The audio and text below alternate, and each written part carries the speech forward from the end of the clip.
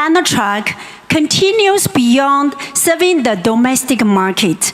The company is actively exploring opportunities to increase its export of high-quality vehicles to countries in the West African sub-region, solidifying its presence in the broader West African automotive landscape.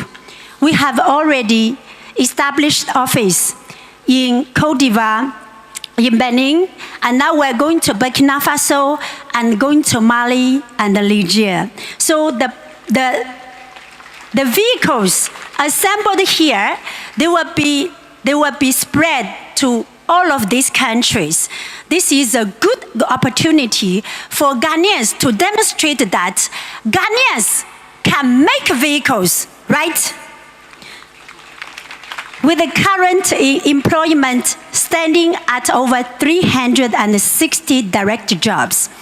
We look to the future with the additional 400 job opportunities and respectively request His Excellency on behalf of the Zonda Sinotruk Assembly Plant to further empower our efforts to become more competitive in the Ghana market by granting zero VAT on our locally assembled heavy trucks would be a transformative step.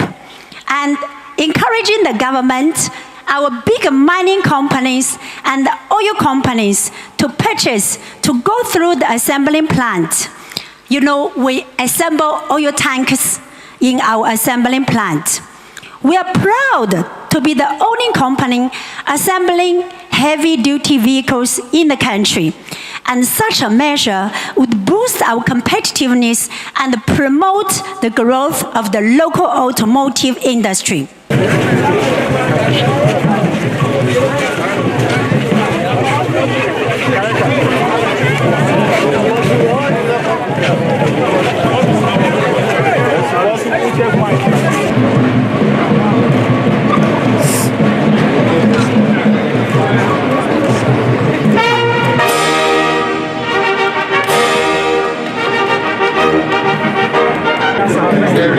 Deus